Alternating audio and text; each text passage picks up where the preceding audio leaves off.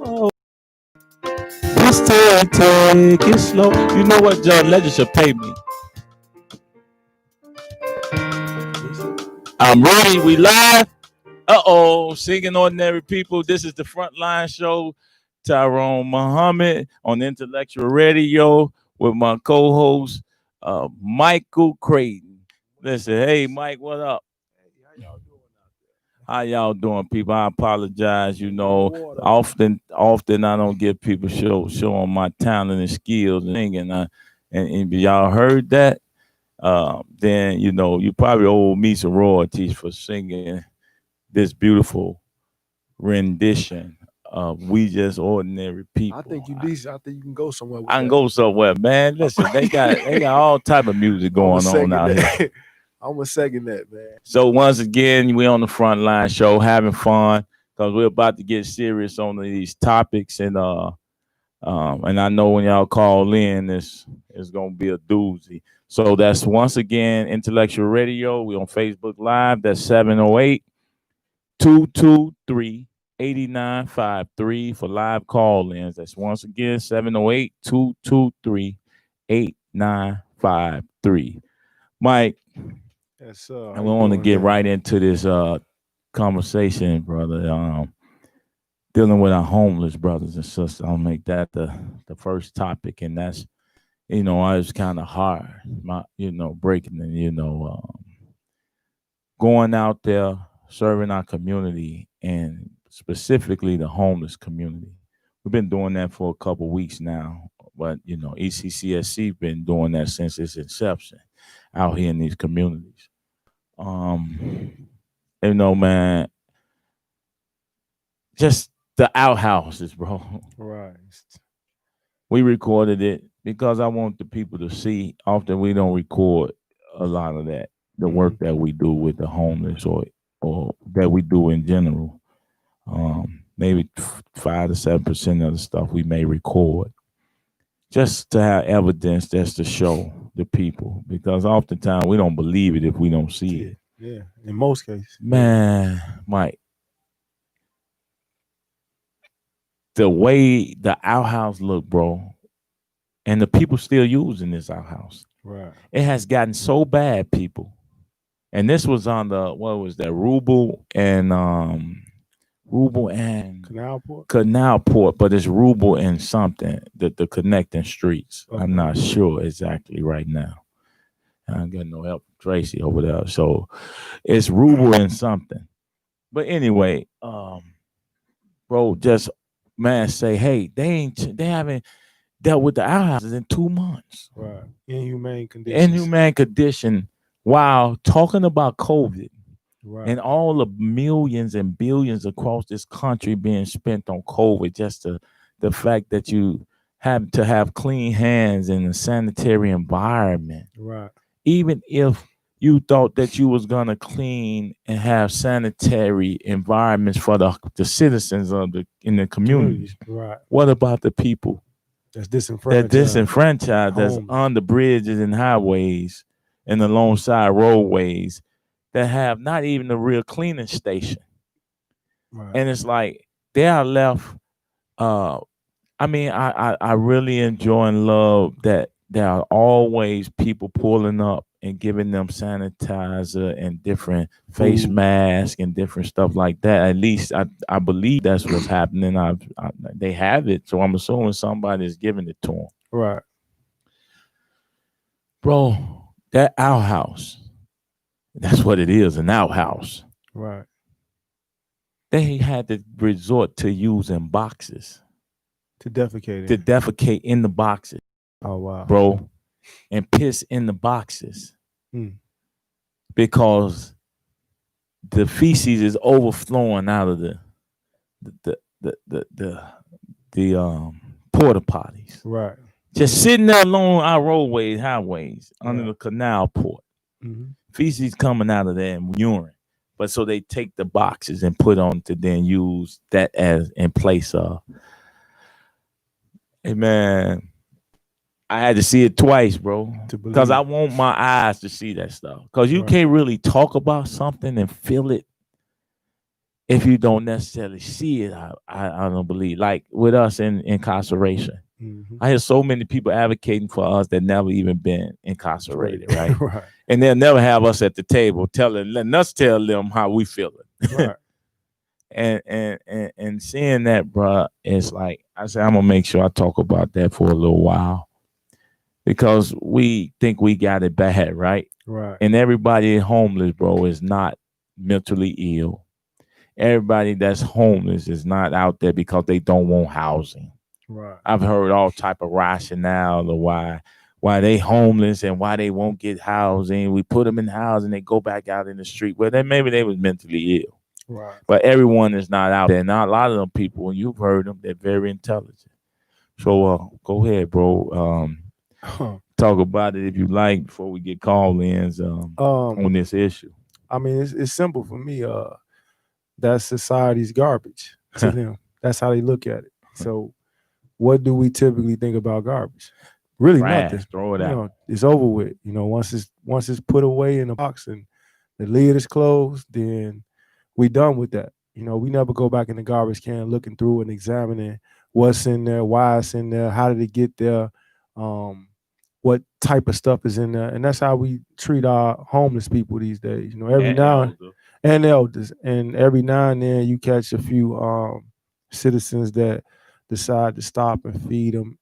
But how much thought do we give to that besides making ourselves feel good about ourselves? Well, I just fed somebody for the day.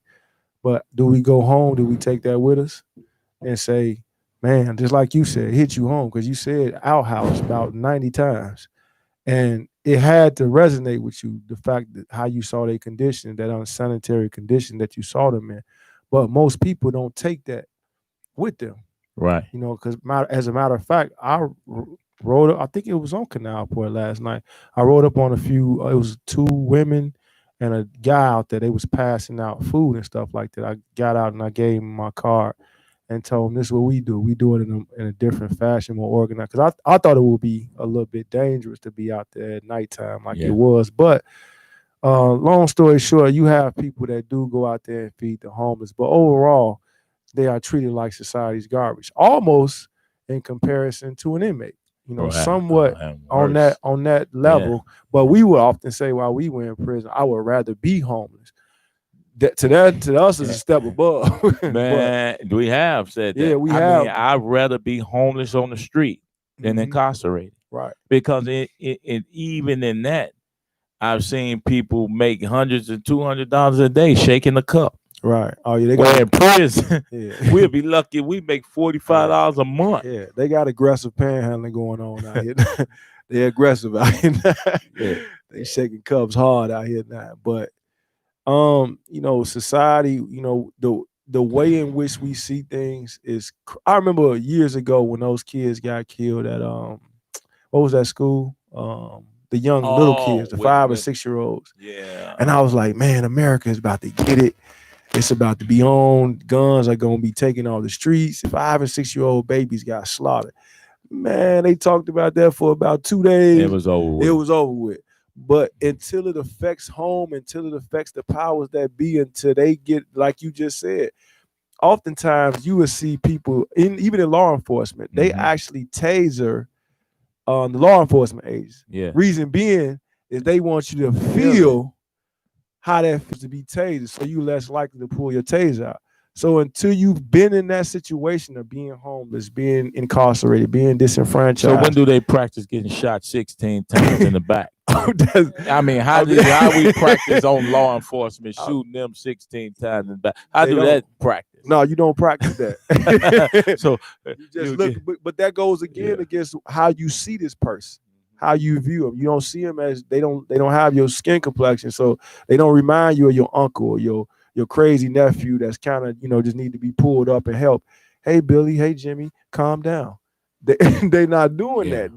They see little Taekwon out there, and he is a presumed threat to them. So it's always about your prism in which you see the world. Homeless people, disenfranchised people, people that are in prison. We are called society's garbage. Have you ever seen someone just off the cuff, just go through their garbage can. Like, what did I can't remember what I ate this week. So I'm gonna go through my garbage can and see what I ate. That stuff is long forgotten. It's over with. They don't care. It's done. Somebody come take it out, as a matter of fact. And most people's house, you got to employ people to take the garbage out, because that's how insignificant it is in most people's homes and most people's ideologies in their mind, how they feel about. So for me, it's about how people view these things, how society at large views, certain disenfranchised people, and that's the sadness. That's a sad. I can only imagine. I've never been homeless before. Well, I have, and it's not a good feeling, and so I respect. I've lived in my car before, right. So I respect that. What's going on and what's happening out there with our brothers and sisters. Just the fact that any alderman, warden, would allow and ride past. He said the warden lived down the street. Right. Ooh, He said he lived down the street. I'm saying, give me his address, because I'm gonna find out his address and I'm gonna be outside his house with a bullhorn, probably 4 a.m. Right. I'm just saying, be down in front of his house, making noise for our homeless brothers and sisters. Don't care. You in the area. I mean, you have to pass by Canal Port to see the outhouse so filthy that urine is flowing in the streets. Now we ride by this. Now we've become so conditioned with seeing our communities, our city, the disinvestment of our communities in our city. We get used to it. That we get used to it. That regular citizens ride by this place every day and don't even think to stop or even ask, why is it piss flowing in the streets? Right. That means it's an overflow. Something not gonna happen right here, and you ride past this because you comfortable in your own space. Absolutely. They know, they looked at as no less than the stop signs, the street lights. They are part of the amenities of the neighborhoods, I guess. That's just what you see. Homeless people, stray dogs, and stop sign. That's what when you get a glimpse of that and you get accustomed to seeing that, you do become insensitive to that. You do become numb to the feeling of compassion. And oftentimes in our society, we treat animals better than we treat humans. We do. We be in an uproar when a dog is abused, not fed. We oh man, what's going on? But people ride past. You better believe I'll be about my puppy son. Yeah, hey man, what's up? Hey Trey, I got to get home to check on my puppy son. Fluff G look like he need to be in a commercial, man. Fluff G need to sell some toys. Get him on the payroll. Hey, Mike, stop talking about my son, my puppy son. Fluff G need to be on the payroll. Man. Stop talking about my puppy son, man. Listen, that's real though, bro. Animals are treated often. You get more time for hurting the animal than you would a human being. Man, for sure. And oftentimes, we'll make all type of excuses of why an animal did what he did. And they'll actually adopt animals, but people won't even adopt humans. Not even in the sense of inviting them into your home, but adopting a person could be just mentoring, helping them out, making sure every day they got something to eat, somewhere to go, help them get a job, help them get on their feet. People not even inclined to do that, but they adopt a whole dog and assume all the responsibilities of taking care of this animal and all the responsibilities of, feeding them, clothing them, making sure their medical conditions are good. But we treat our people like own people, own human beings, human life, just wasting away out there, and we just ride past and treat them like they stop signs. Well, we have to be more proactive because it's like we have 21,000 abandoned. I think it's the last count. Houses, right? Property, really. Absolutely. It's a lot of abandoned property. And I don't know how much is a lot owned by the city. Right. What is it called? The land bank. I don't know how much they actually have Definitely. I don't know how much it is, whatever it is called. Definitely. We own the people. I mean, government officials, state, city, whatever, own these buildings. Absolutely. And to have homeless people out in the streets, And you got all this real estate. I mean, I've had several organizations reach out, actually white organizations, reach out to me, and they recognize the initiative, and they were saying that they're gonna help me. I've already told them I want their help. I've identified rather some apartment buildings, some houses that we going in and commandeer, Right. and especially for this winter, and we're gonna use those as an example to put some people in. Yeah. Right. You know, you rather see them living in the street under tents, or you rather see them in these abandoned buildings, utilizing space that's unutilized. You hear me? It's like you got a problem with four walls to Right. block the wind off Right. of them. It's crazy. So we pushing. They might not. A lot of only people have a problem with something like that, bro, are evil people. Absolutely. You in my mind, you're absolute evil if you think you're gonna use real estate laws, concepts of business to rationalize why. And they become barons. Then if you come to me with that crap, I might just peace be unto you. Because bro, you are evil, man. Get away from me. If you as elected official or any of them, if you even use the police to think they're gonna stop us from putting these homeless people in these buildings. I'm gonna go even further. It should be mandated by law. You know, in real estate practice, if you're dealing with foreclosed homes that's owned by the city, or our ride past so much abandoned stuff. It's ridiculous. Yeah, if this place been, I'm talking about for years, months, it should be mandated by law.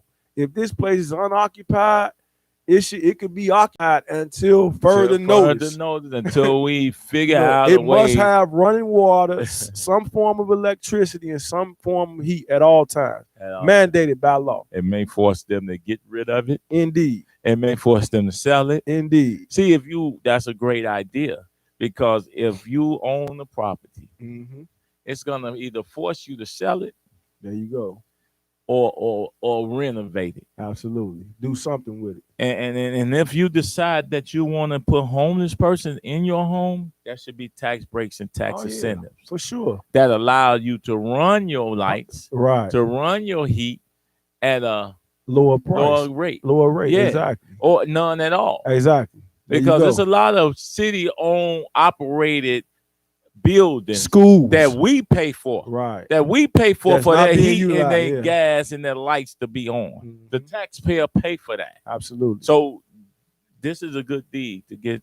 We want to end this homelessness, this deprivation, and increase mental health. Exactly. So real quick, people, this is once again a reminder. This is the Intellectual Radio, the Frontline show powered by ECCSC.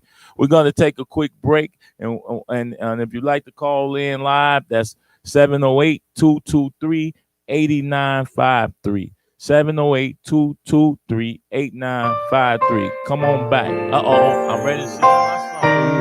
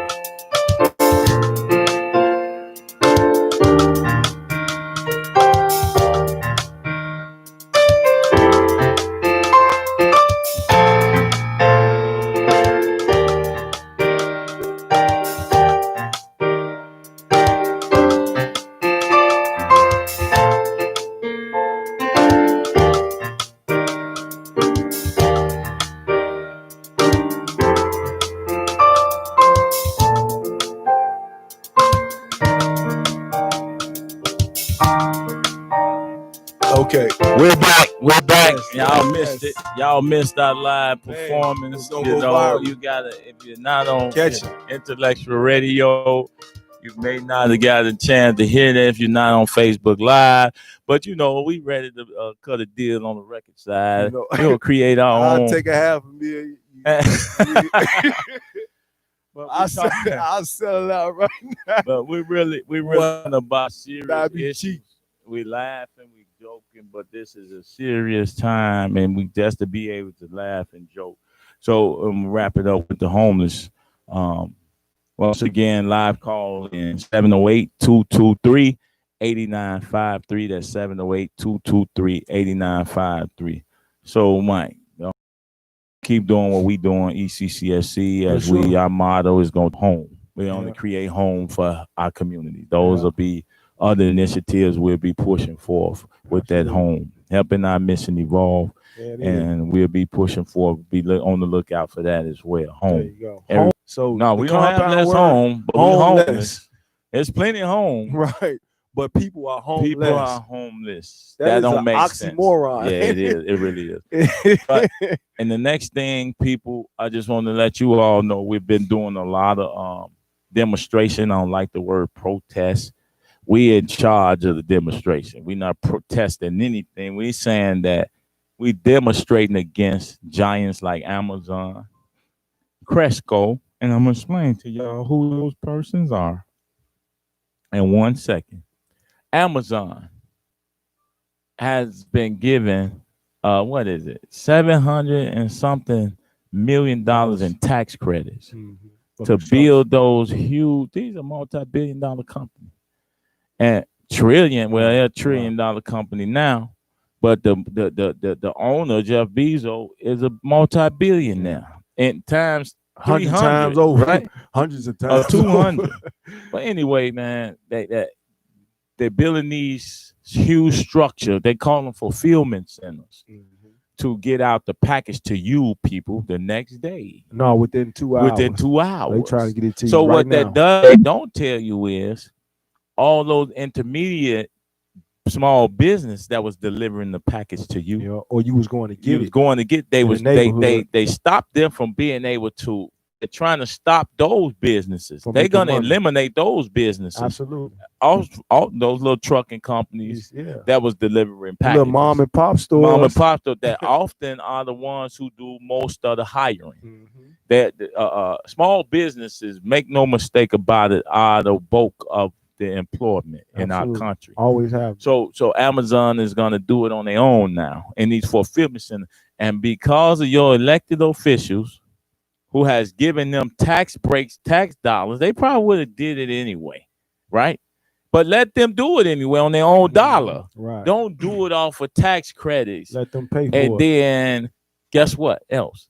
The development, the construction of those fulfillment centers, not even 2% black contractors on these sites. Right. Now, I'm probably being generous. It's probably not 0.00001% of black contractors and developers. Because we've been on them. We've been there.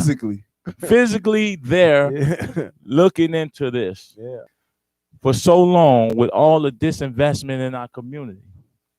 We watch these giants, and I'm telling you, from the state level to the city level, usher in these, and then the claim is it's going to create 1,000 jobs here, it's going to create 1,000 jobs there.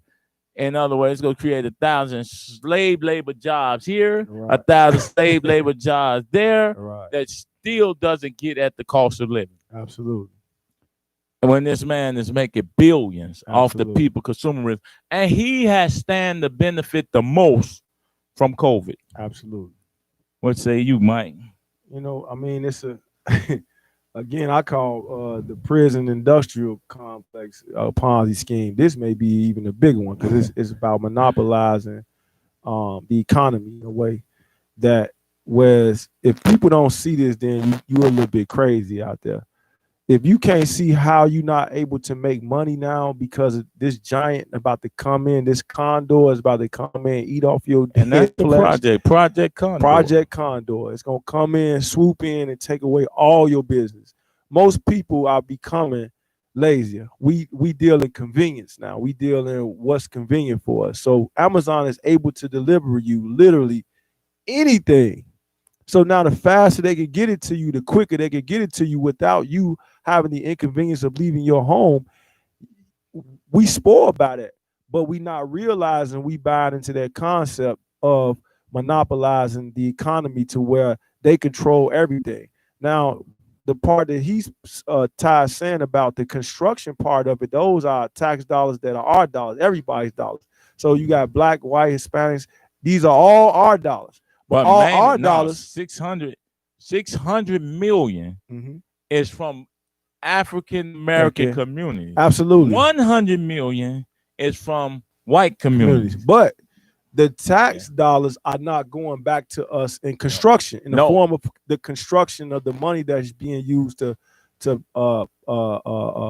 buy these contractors to build this place. So we're not getting the money, we're not getting the ROI, we're not getting a return on our investment or our tax dollar. So in all different angles, you're not getting no business in the neighborhoods, and you being locked out your own tax dollars that they just then took away from you and gave to somebody else. And so see, this is old information. This is they're building. I think a couple of them are already built, and from Matson to Markham to University Park, they're finishing up those three. But the goal, I think, is 26 of them throughout the state of Illinois, and most of the construction workers are from Indiana, Wisconsin, Ohio, surrounding areas. Never, not from Chicago or Rockford or surrounding Chicagoland areas. So it's amazing to me that we can give tax breaks to billionaires and it's say 740 something million now, but it's actually probably more than that since the inception. But yeah, we don't have 740 million worth of tax dollars to train black men in construction. To train black men in construction. We know that they build warehouses to house us, to lock us up. And they build in structures like this to lock us out. Lock us up and you lock us out. But yet you constantly run campaigns, election, all of them on equity and inclusion. Then they run on prison reform, reentry, social justice, employment, getting jobs. We have a whole litany of issues and problems that we haven't held our elected officials to. Because most of us are not at these tables, Mike. We allowed them to go in and do the vetting and the bidding for us. And then they bring us nothing in return. But yet, year after year after year, we're burying our sons and daughters. We're locking our sons and daughters up. Employment, communities are more disinvested than the last year. At what point, bro? At what point is enough enough? Till we decide to wake up and say enough is enough. I mean, the Arabs and the Chinese figured it out. They in our communities eat. Well, everybody eat off of us. You know, my favorite line, one of our favorite lines is black death is a hustle. Black bodies is big business. No doubt. Everybody sit around and eat off of us. Everybody. Who is this? Let me see real quick. Someone is saying something. I just want to make sure I get them online. It's up there. I don't want to find it. They did make a statement. I missed it. But anyway, bro, that's Amazon.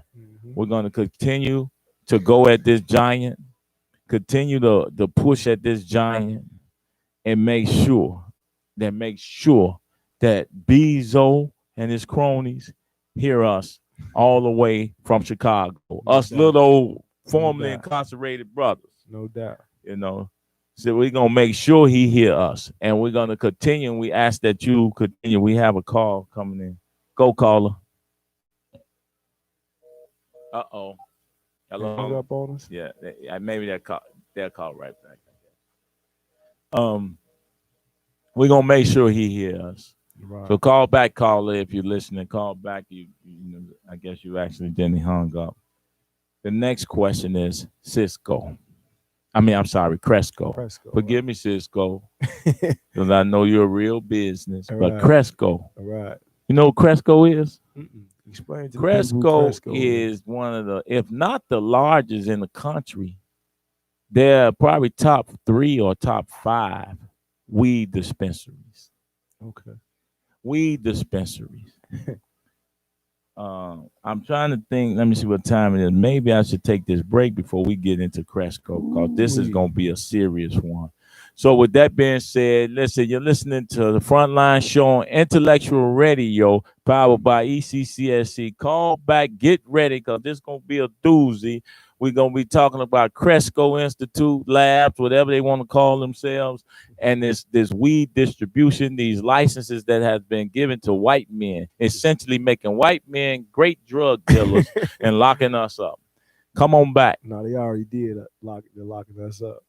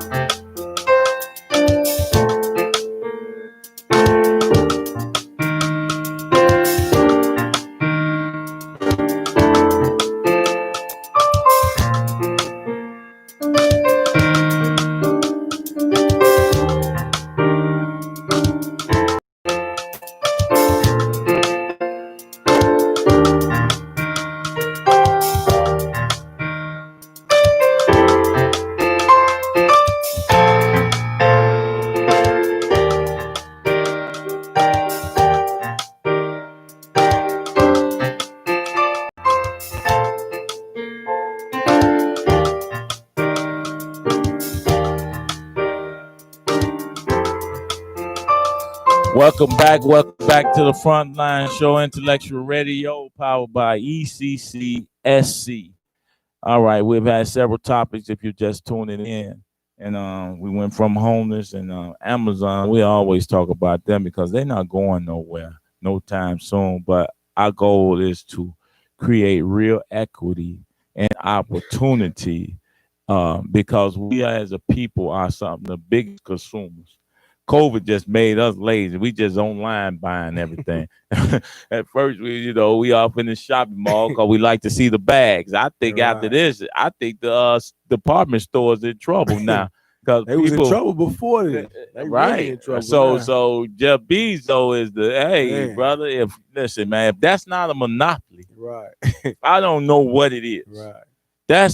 To me, that's the biggest monopoly. Right. And they keep in the country. Inflating these and COVID numbers. They just keep going up. I'm trying to figure out who is all these people getting these COVID tests. Sure, these the numbers just that's in them like, groups, the ones in them groups, you know who they are. The ones in them groups with no mask. Yeah, it's all to me. Part of it is a scare to keep you home, keep you buying from Amazon. Well, this is what's happening. Amazon might be kicking them down some. Hey, listen, man, keep the COVID conversation going on. We throw you $100 million at Bezos or Bezos or whatever. All these politicians. What? Yeah. Man, I mean 50 for you, 100 for you. Just keep the COVID conversation going, man. Listen, you got it right. COVID, 400,000 cases today. How y'all get 400,000 cases today? I'm still trying to figure that out. But protect yourselves out there, though, people. Long story short. Mask up and live. We gonna tell you that. Mask up and live. We pass out masks all the time to protect our people. Right. So it's real. Don't think it's not real. I don't know. But they're inflating the numbers a little bit. Inflate or deflate. We have to stand up and say, hey, we have elected officials who tell us to stay at home. Right. But we have a governor in this state that has told us that construction is essential. Yes, sir. So the only reason construction is essential, people, listen to what I'm saying. I go on these sites, they got 100, 200 men working. Some of them don't even have masks on. Right. But construction is essential because white men are on construction sites. Right. No doubt about it. White men are building construction projects, man. Right. Not us. Construction is essential because construction serves whites and others. Mm-hmm. Better know it. Black men are not on construction sites, people, because black contractors are not on construction site. They're such a minority that you can't even see them. Right. Even if they are, a lot of them are pass-throughs. Right. And I'm going to say it again. We're going to come at you pass-throughs as well because they're not creating opportunity for their sons and these young brothers. When they get off those projects, man, they're not necessarily including everyone that they can include. Absolutely. They still subbing out projects to other people, but they stand as the front company, as a black minority front company, but not often getting at the real issue of training our sons so that we can now create our own workforce, our labor force, and develop our own communities. Yeah. And why would they do that? Oh, well, they should. They call themselves black men. Pilfering and stealing and man, it's a cold game out here, So we left. We said before let me see the time. We left, and it may take all the rest of the time to talk about this giant. Listen, it is absolutely unfair and disrespectful for us as black men that's out there listening to this, and women who have fathers, who has uncles that have been in prison and have been affected by the war on drugs. Mm-hmm. There's the new company called New Leaf. Mm-hmm. Their job is to create an opportunity to expunge 71,000 formerly incarcerated persons, to expunge the records of those persons selling weed. They want to expunge these records. Now that's the front end, right? But that's the back end. Right. But the front end is the damage been done and the justification in the name of, with the help of our elected officials, state reps and all. Right. It's the rationalization to allow white men now to become legal drug dealers. Right. There's no license given to black men and groups have been awarded, shall I say, to black groups to open dispensaries.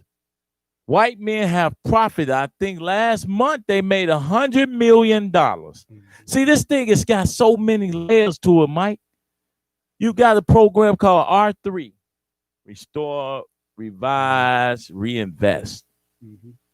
And that's headed by Lieutenant Governor Julianne, what's her name? Stratton. It's headed by her. J.B. Pritzker has made all his cronies and his brothers legal drug dealers. While down the state of Illinois, our bodies have increased and made the farmers wealthy. Absolutely. Meaning we became the new farm crop, the new cash crop. Right. You built prisons up and down the state of Illinois. Right.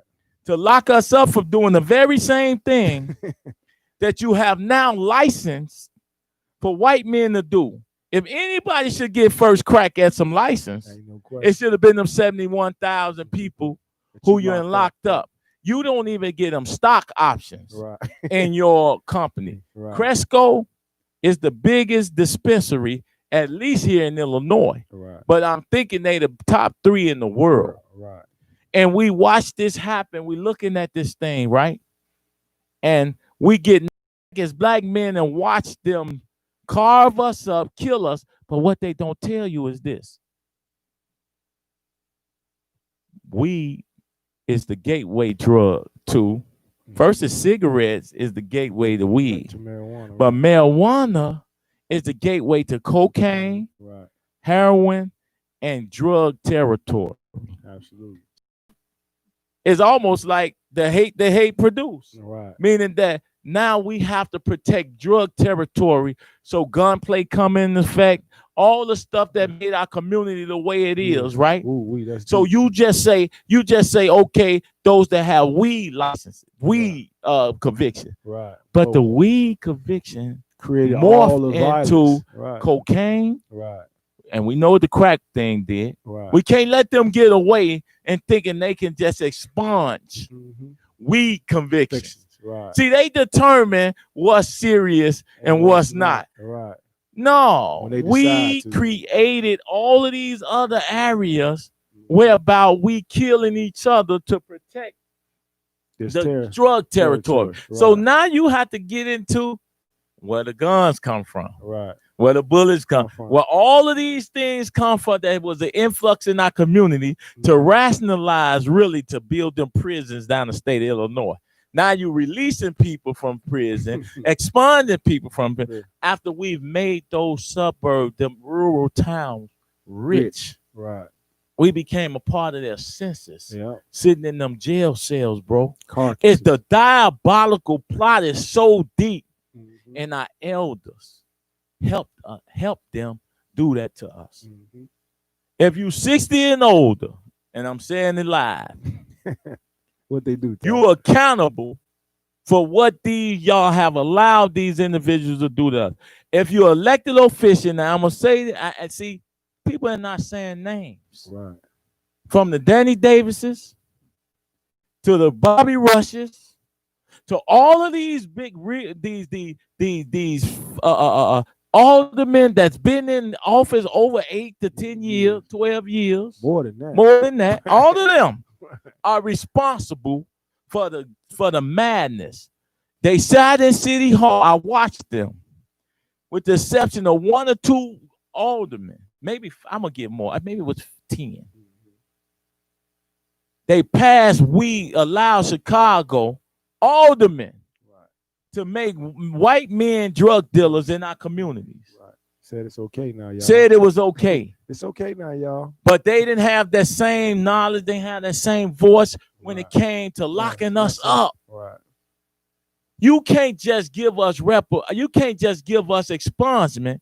You got to give us reparation for every second, hour, minute, year, day we spent in there. Right. And for every parent or a child we've lost as a result of their father or mother being incarcerated.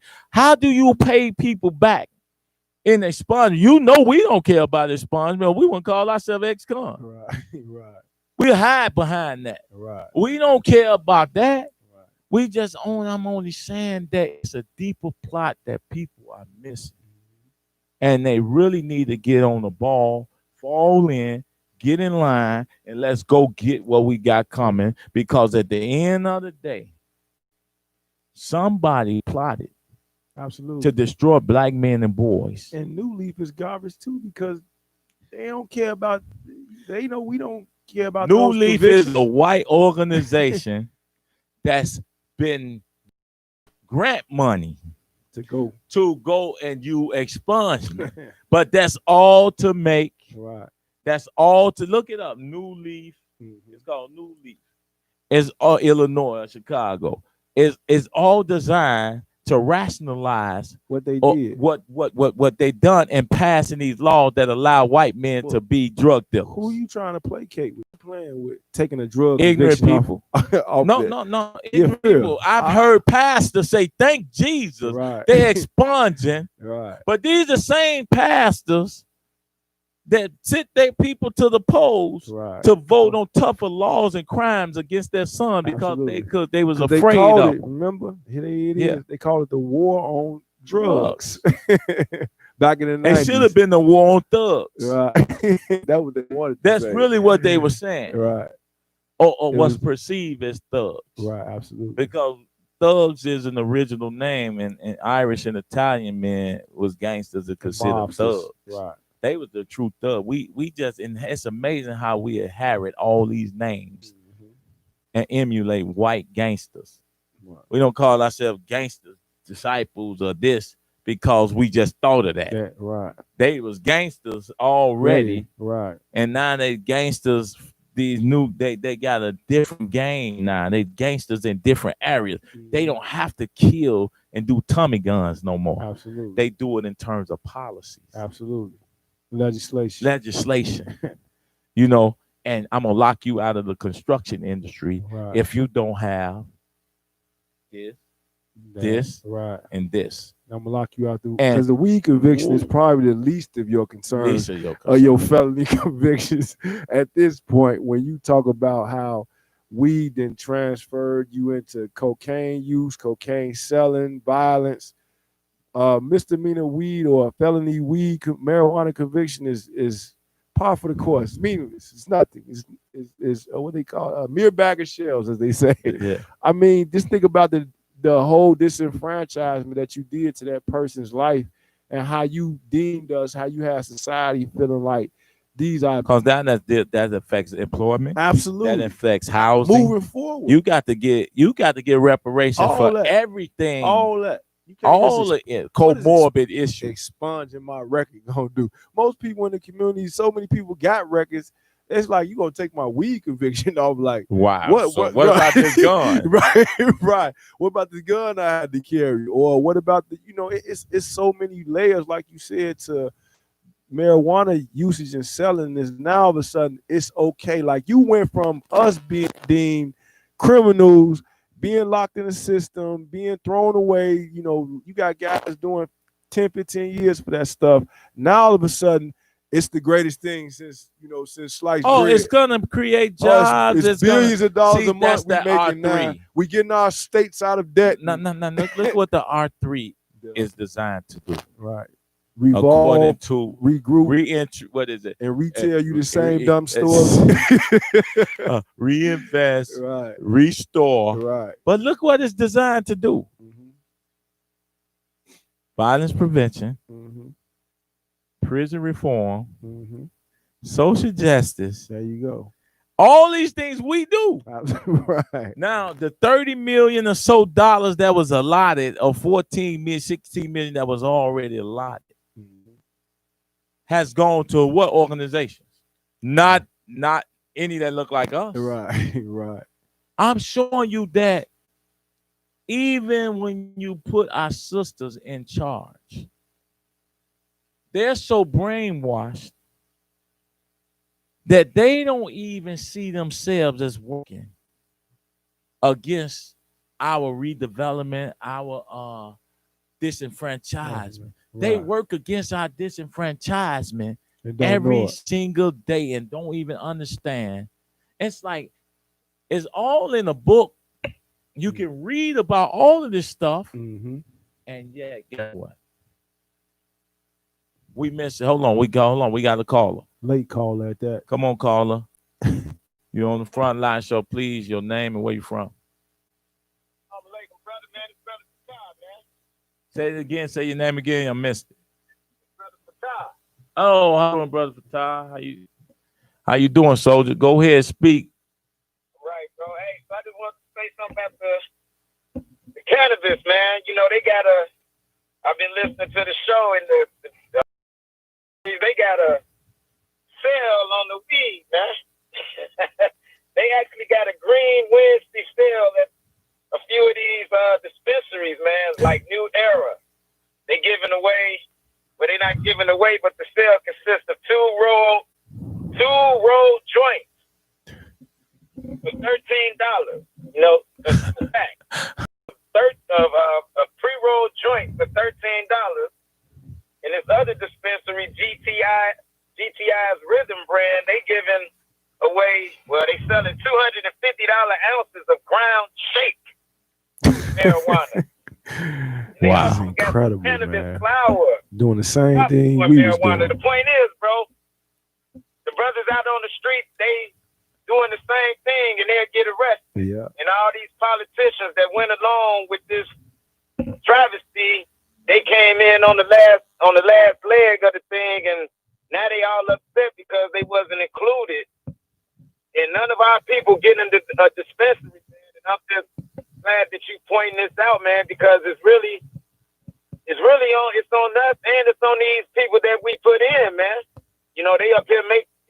behind the closed door that allowed white people to come in and get these dispensaries and lock us out. So that was really all I had to say, man. It's a travesty that these companies are out here doing what they're doing, putting Black Friday and Green Wednesday sales up for marijuana. Brothers on the street getting locked up, man. So, man, I saw your work out there today. And you brothers, man, just keep doing what you're doing, man. You know, I support you. I just want to put that information out for the people, man, to let them know what's up, bro. It's a travesty, man. That's really all I have to say, brother. Thank you, brother, for calling in. Continue to share the information. Black Friday and Green Wednesday. Green Wednesday. Man, listen, bro. I mean, I'm so sick or tired of the people talking about is that the phone going? You may have to turn it around and keep falling. I'm so tired of them calling, man. I mean, the people just talking about, we need to do this and do that. Then let's do it. Show up and show out. We go live so you can have time to come and join us. Right. We want you to see what we in and what we doing. And when we get enough numbers, then okay, we move out. Whether we got one or two persons, we going to do our job, man. To hold these businesses, elected officials accountable. The way you hold them accountable is we unify and organize. They have marginalized and forfeited our future, man. On every corner, every block, they've created zoning and allowed foreigners and all type of people to come in our community and exploit us with no consequences. We do our community, every time you see our community, you know what I said I'm going to start doing? I'm going to start teaching these little homies that you're in a condition because of that person right there, that warden right there, that warden there. This state rep is the reason you're in the condition you're in. This governor is the reason you're in the condition you're in. This sister here, who they put in front as a community engagement and outreach person, is the reason your community look this way. Right. The same guys that's out here hurting them, killing one another. We have to now show them that you doing all this stuff and you don't really understand is because they have really forfeited your future.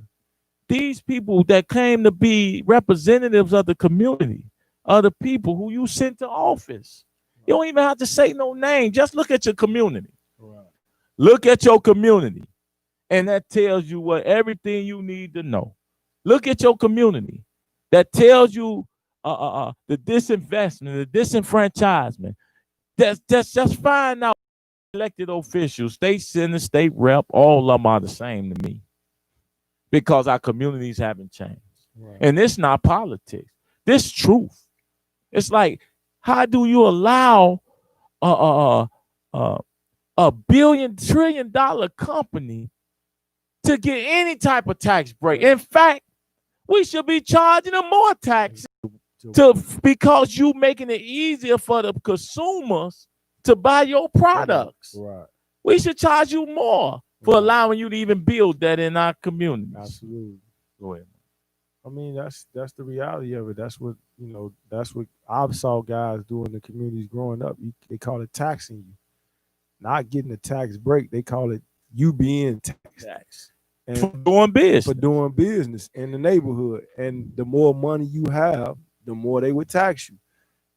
But the taxes are supposed to serve the people. Yeah. But when you talk about that type of money, bro, on that level, you already know it's going to be a game.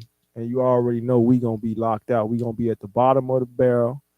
Like you said, getting ate off for being carcasses. The great Project Condor. That's what that is, a giant bird that eat off dead flesh. Mm. And that's what we are. Dead carcass. Dead flesh. And that's how they view our communities. With the Arabs and the Chinese that's in our community, they eat off our dead flesh because we don't know no better. we don't got no spirit. We don't got no life in us. We don't got no knowledge of self, no knowledge of who we are. We don't even know what conditions we in. That's the sad part we about think we it. good. And even if we do know, even if the ones that are conscious and do have some type of understanding about what's going on, like you just said, what you doing? What you sitting at home on your couch talking about it like it's a play that just happened on a sports channel? It should be you. Even if you don't line up with what we're doing, Right. you should be over there doing it. Absolutely. It's enough injustice and disenfranchisement in our community Right. that anybody can take a corner. But they think it's enough to just sit back and just say, "Oh man, everybody got a monologue about the way things should be, and the way things could be better." But it's about action. You gotta be about action, man. It's not about just sitting back, at that locker room talking, just saying, "Hey, this should be this, and these white people this, and this that. This should be like this. These N words out here doing this or should be doing that." Well, why don't you get out here and help us? We're an organization that helps lead the charge on a lot of this stuff. Get out here and help us. Show up. We here. So you gonna help us or you gonna starve. Either way it go, either way it go. But we out here, man. Our motto is always, as you know, it's gonna take us to save us. Absolutely. And if you're looking for someone else to save you outside of yourself, if you're doing that, you're very wrong. Right. It's gonna be us for us. Yeah. I mean, No I'm gonna doubt. give my man Jerry some love. No doubt. And it's gonna take us to save us, period. No doubt. And in reality, that's the only way it should be. I'm gonna say something. That's the way it should be. I'm gonna say something that a young lady in our group said today. She said it perfectly. She said, if you give someone the power to feed you, you also give them the power to starve you. That's deep. So if we and that's a young lady, people. We given the powers that be the ability to feed, like whether it be link or some type of subsidy or some type of help, they feed us, but we also give them the power to starve us.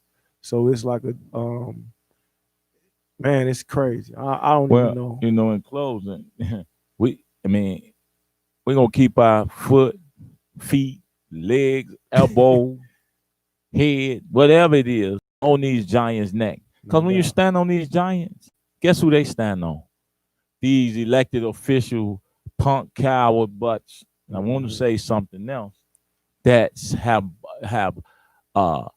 mortgaged our community and our futures. Mm-hmm. They stand on them. Right. See, you stand on them. See, if you standing on a giant, absolutely.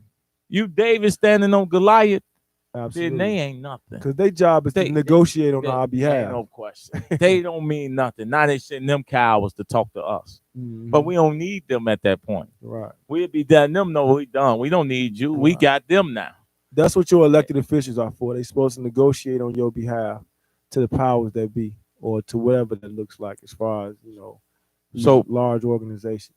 Yes, sir. So with that being said, Mike, listen, we here, you know what we do. We edit tomorrow. We gonna decide. We gonna let you know where we gonna be at. But come on out, contribute, participate if you want to be the change you want to see. So you once again, this is Intellectual Radio. This is the Frontline Show. Thank you for tuning in. See you next week. Oh, y'all want to hear this? JGT gonna try to take it out. Turn this out. Yeah.